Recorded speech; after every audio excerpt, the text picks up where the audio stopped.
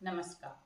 मैं डॉक्टर सुनीता सिंह अपने epitome family में आप सभी लोगों का बहुत बहुत स्वागत करती हूँ।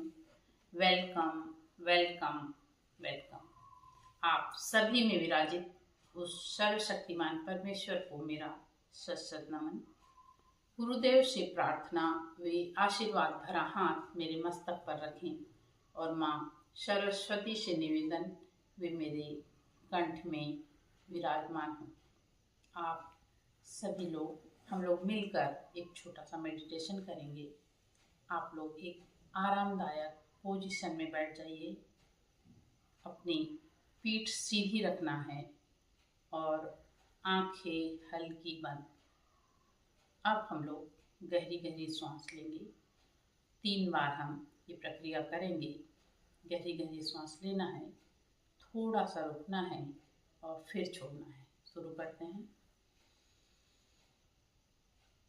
थोड़ा सा रुकिए, फिर छोड़िए। पुनः गहरी सांस लेना है, थोड़ा सा रुकना है, फिर छोड़ना है। पुनः गहरी सांस लीजिए, थोड़ा सा रुकिए, पुनः गहरी सांस छोड़िए। एक बार फिर गहरी सांस लीजिए, थोड़ा सा रुकिए, फिर गहरी सांस छोड़िए।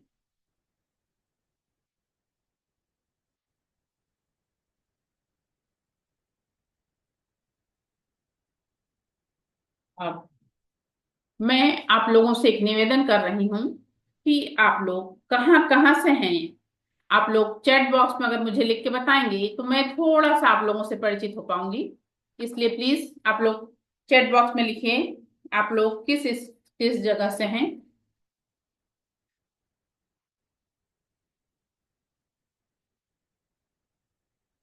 मध्य प्रदेश, छत्तीसगढ़, पीथमपुर एमपी, ओके, छत्तीसगढ़,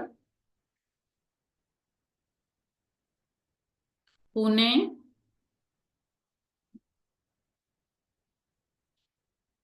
रायपुर छत्तीसगढ़, भोपाल,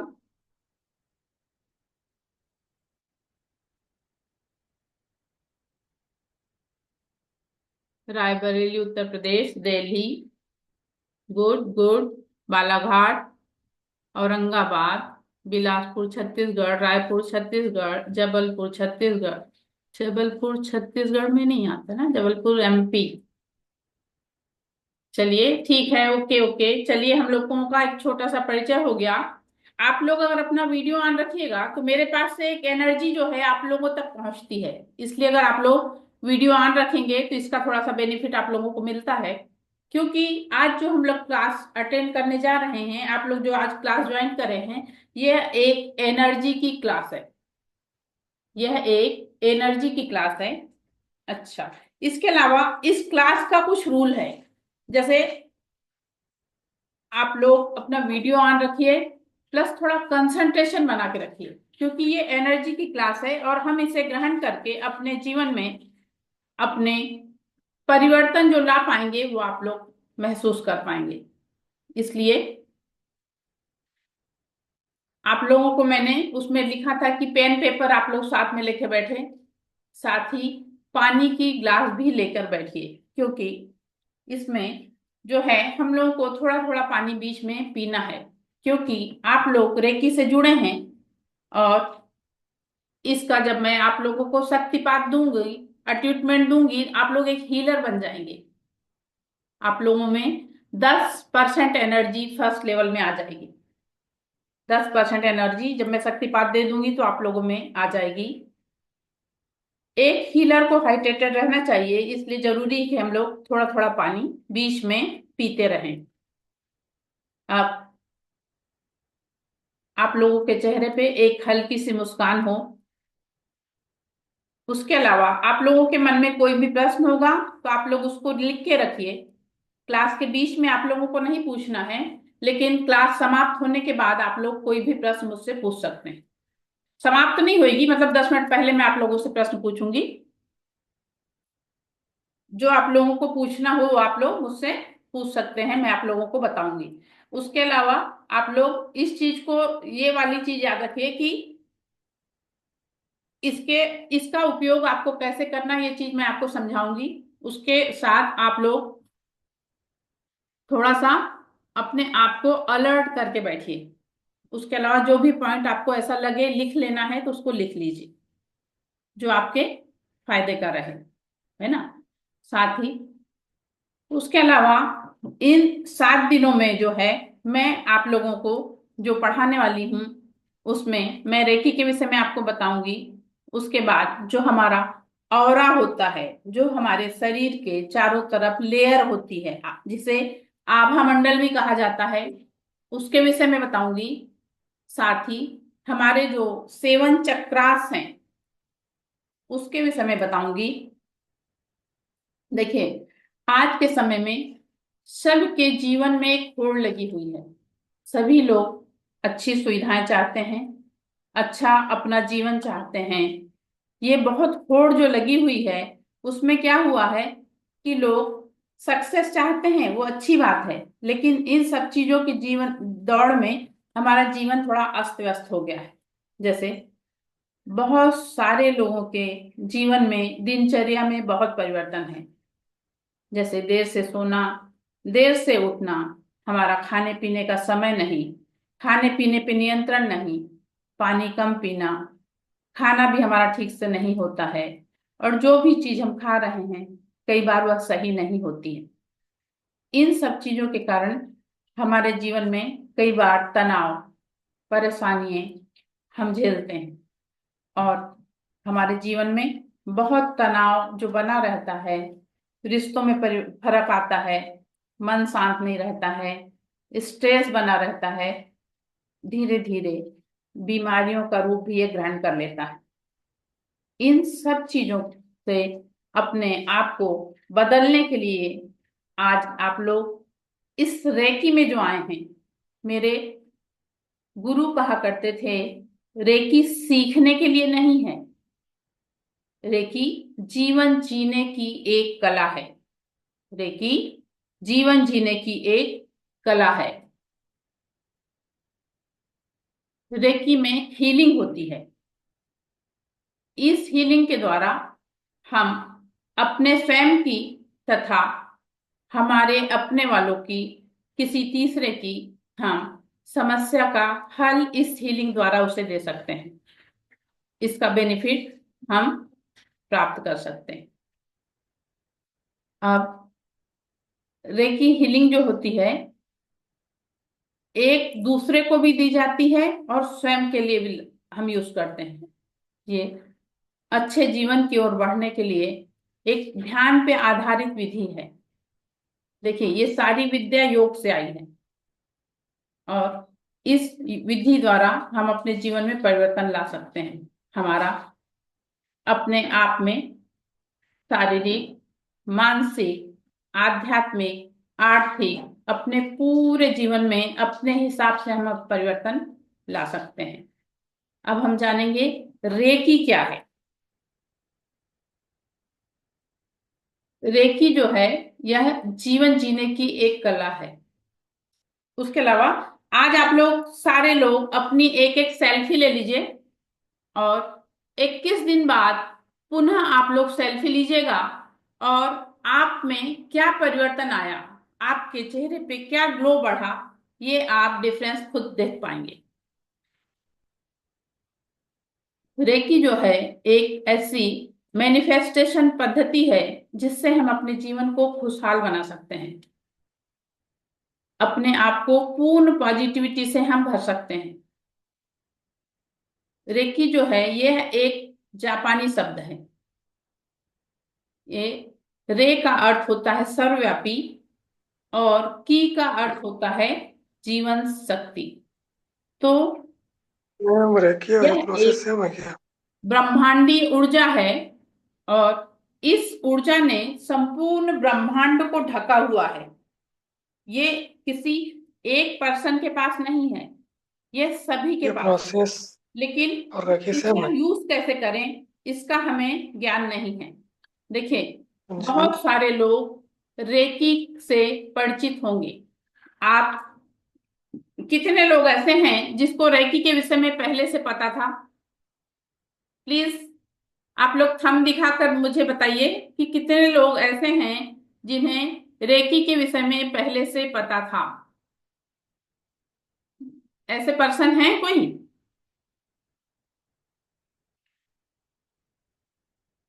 ऐसे कोई पर्सन है जिसे रेकी के विषय में पहले से पता था? नहीं, कोई बात नहीं, चलिए ठीक है, किसी को पता है तो वेरी गुड। निकमल चौधरीवाल, आपको पता था मैम? ओके ओके, चलिए अच्छी बात है, जिसको पता है बहुत अच्छी बात है। देखिए, रेकी जो है, okay okay, Rajni Nikam ma'am को पता था, ठीक है ना? अच्छा है, जिसको पहले से पता था बहुत अच्छा है।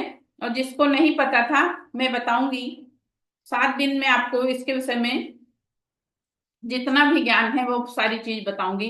देखिए, रेकी एक स्पर्श चिकित्सा कहलाती है, जिसे हम टच कर कर हील कर सकते हैं। जैसे, जब मैं आप लोग को अट्यूटमेंट दे दूंगी, जब मैं आप लोग को शक्तिपात दे दूंगी, तब आप लोगों के शरीर में 10% एनर्जी आ जाएगी। जब आपको 10% एनर्जी आ जाएगी, तो आप लोग इस 10% एनर्जी से, मान लीजिए किसी के सर में दर्द है, मान लीजिए किसी के सर में दर्द है, तो जब आपको मैं 10% एनर्जी दे दूंगी, तो आपको हाथ रब करना है, उस रेकी को कॉल करना है। और मान लीजिए जैसे खुद के सर में दर्द है, आप इस तरह से अगर दोनों हाथ रखते हैं, कुछ समय बाद किसी को 10%, किसी को 15%, किसी को 25% और किसी को 50% ऐसी हीलिंग हमारी हो जाती है, और हमें रिलीफ होता है। किसी को 100% भी रिलीफ होता है।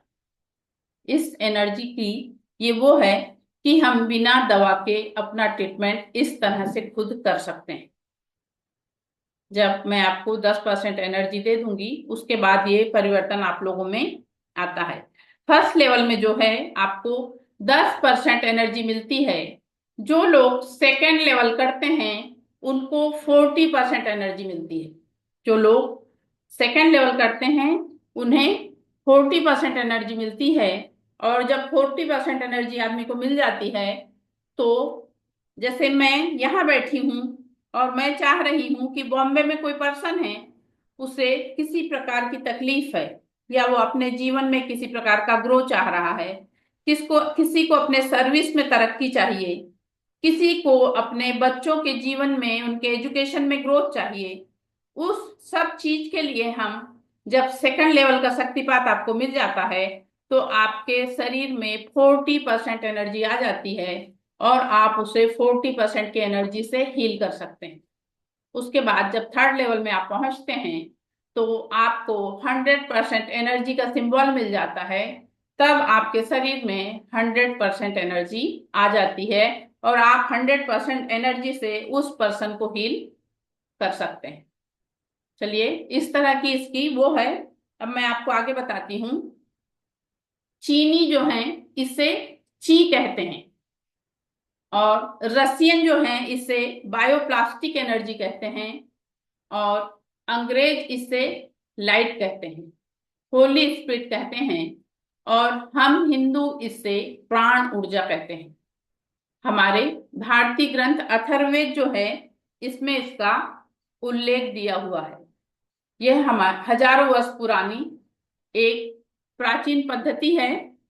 ये हमारे देश की विद्या है। लेकिन हमारे देश की यह बहुत बड़ी कमी है कि हमारे देश से कोई भी चीज जब तक विदेशों में जाकर उसका महत्व नहीं बढ़ता, तब तक हम उसे उस तरह से नहीं अपनाते। जैसे सभी लोग जानते हैं, योग हमारे देश की विद्या है, योग हमारे देश की बहुत प्राचीन विद्या है। लेकिन जब ये हमारे देश में से विदेशों में गई, और विदेशों में जाने के बाद जब ये योग से योगा हो गई, आज हमारे देश में हर शहरों में हर जगह आप देखेंगे योगा क्लासेस चल रही हैं। योगा क्लासेस चल रही हैं। जब ये फॉरेन गई तो हमारे देश की ये विद्या योग से योगा बन गई। योग से योगा बन गई और इस तरह से योगा बनकर हमारे देश ने उसे फिर अपनाया और अब हमारे देश में भी योगा क्लासेस चल रही हैं। इस चीज से आप सभी लोग परिचित हैं कि ये हमारे देश की विद्या थी और ये जब बाहर गई तो इसे लोग इस तरह से अपना लिए। चलिए अब मैं स्क्रीन शेयर करती हूँ आप लोगों को।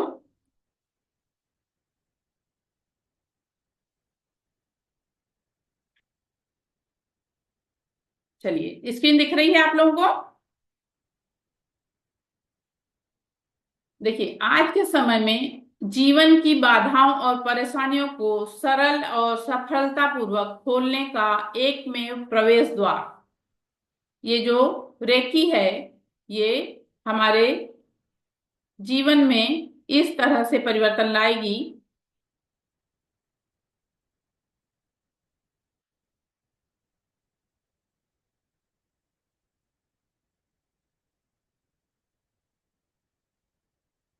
आज प्रत्येक व्यक्ति अपने जीवन में अलग अलग समस्याओं से ग्रसित है और वह इन समस्याओं से छुटकारा पाकर अपने जीवन को सुख, समाधान, आनंद और ऐश्वर्य से भर देना चाहता है। इस इसी सुख की तलाश में वह निरंतर भटकता रहता है। व्यक्ति के इसी खोज को पूर्ण करना यही हमारे epitome recce and meditation training centre का उद्देश्य है। तो आइए जीवन के उच्चतम सुख, समाधान, आरोग्य एवं ऐश्वर्य के मार्ग में आपका स्वागत करती हूँ।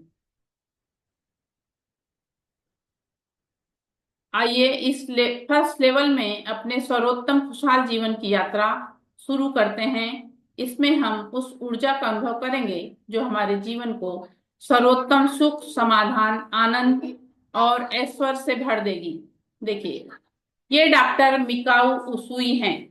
ये डॉक्टर मिकाऊ उसूई हैं जिन्होंने रेकी को री इन्वेंट किया है। जिन्होंने रेकी को री इन्वेंट किया है। अब मैं आप लोगों को रेकी का इतिहास बताने जा रही हूं। अब मैं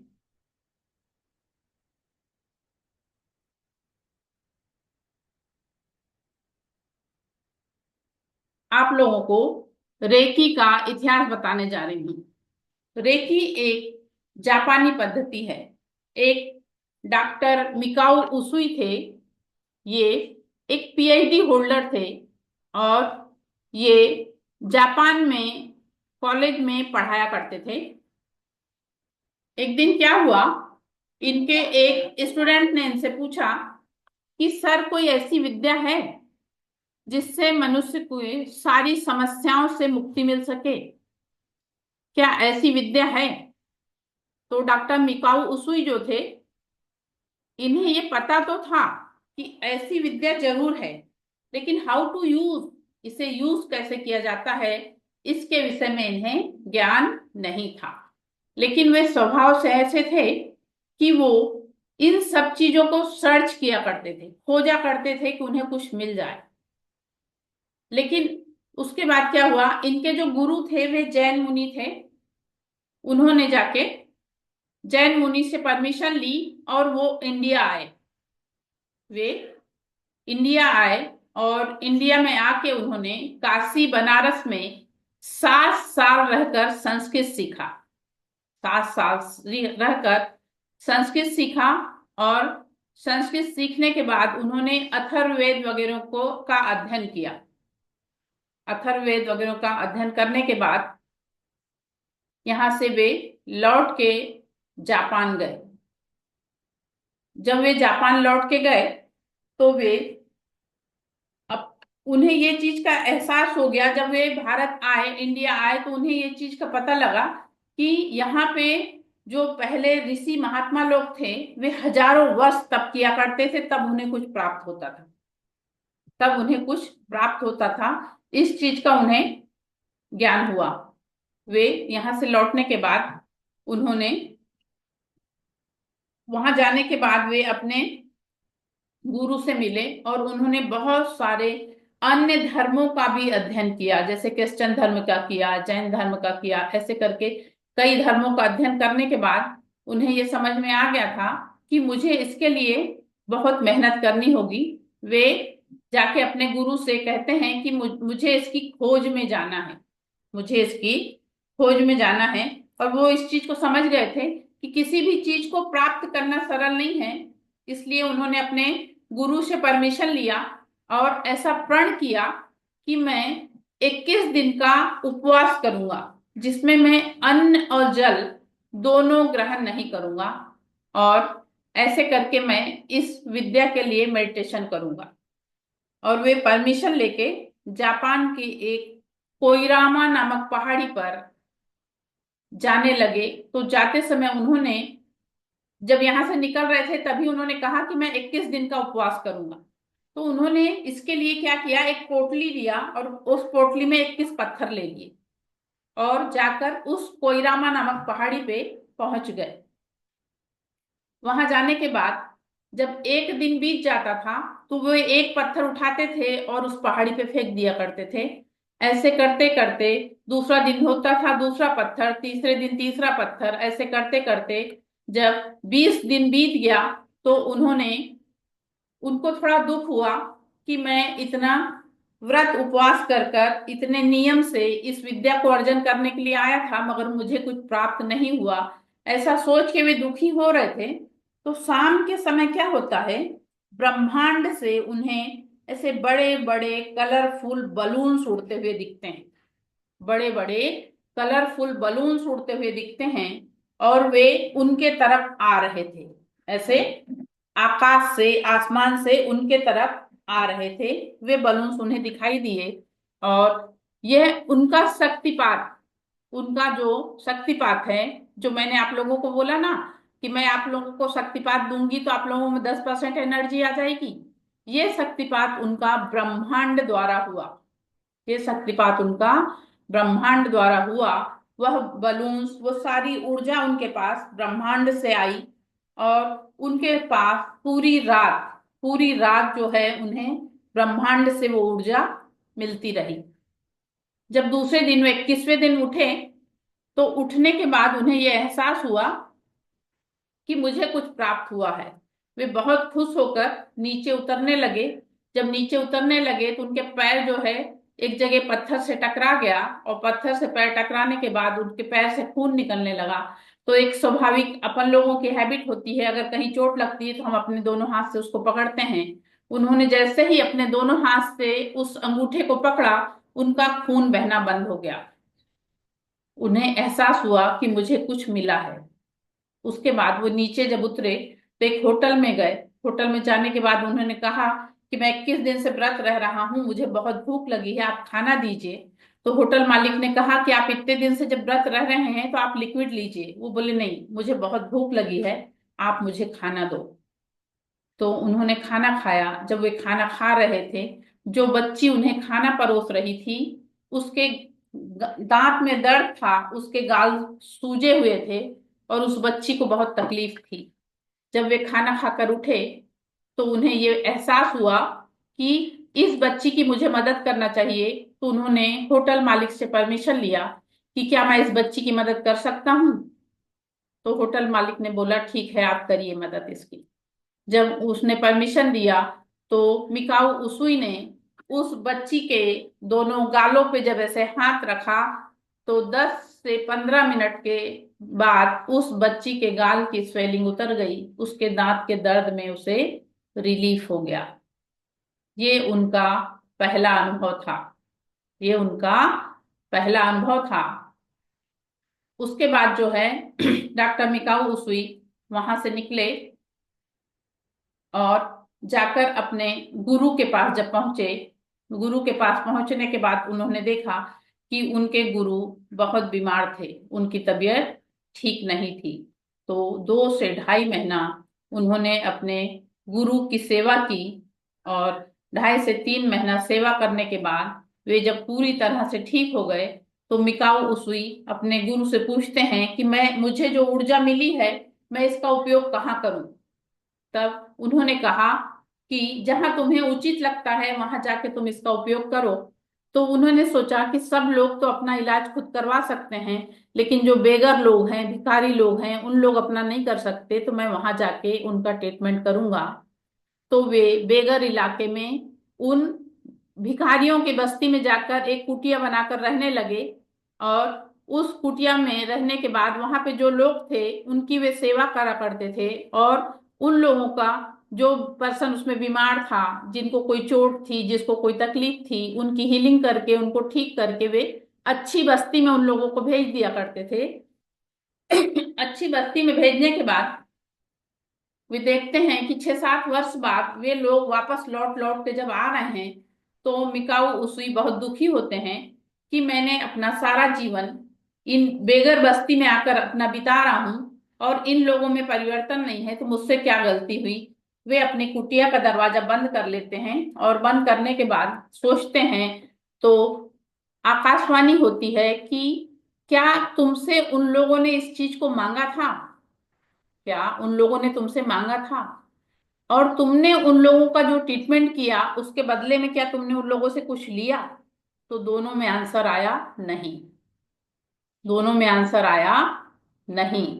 तब मिकाओ उസുई ने वहां पे ये नियम बनाया कि बिना कुछ लिए किसी को रेकी नहीं देना है। जब आप लोग भी एक हीलर बन जाएंगे, किसी दूसरे की हीलिंग करेंगे, तो बिना कुछ लिए आपको नहीं करना है। जब आप लोग सेकंड थर्ड लेवल कर लेते हैं, तो आप लोग अगर एक हीलिंग किसी की करते हैं तो कम से कम 500 रुपये चार्ज आप ले सकते हैं। कम से कम 500 रुपये चार्ज आप ले सकते हैं। बस ये है कि हमें बहुत अच्छी तरह से, ईमानदारी से इस रेकी को ध्यान रखते हुए ये चीज करना है। चलिए, आप लोगों का कोई प्रश्न है? कोई कुछ पूछना चाहता है तो मुझसे पूछिए। आगे वाला।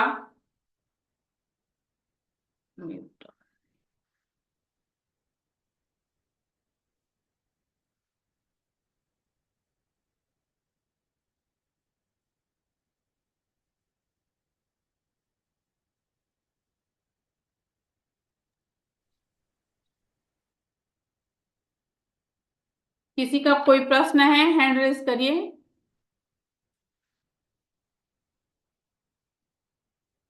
पहले स्कॉटी वाला। हाँ, पूछिए सर। सर मैम ये पूछना चाहता था कितने लेवल होते हैं इसमें। जी। सर 4 लेवल होते इसमें हैं लेवल तो। कितने हैं? वैसे 4 लेवल होते हैं, लेकिन 3 लेवल ही लोग करते हैं, फर्स्ट सेकंड थर्ड। अच्छा। और फोर्थ लेवल में ग्रैंड मास्टर का होता है। ग्रैंड मास्टर के बाद आप लोग एलिजिबल हो जाते हैं कि आप किसी को सिखा सकें,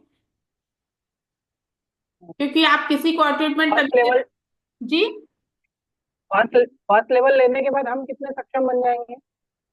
सर आप एलिजिबल हो जाएंगे, किसी को आप ट्रीटमेंट दे सकते हैं, प्लस किसी को आप मतलब सिखा सकते हैं। फोर्थ लेवल के बाद आप ये कर सकते हैं। जी। Thank you ma'am. ओके। और किसी को कोई प्रश्न?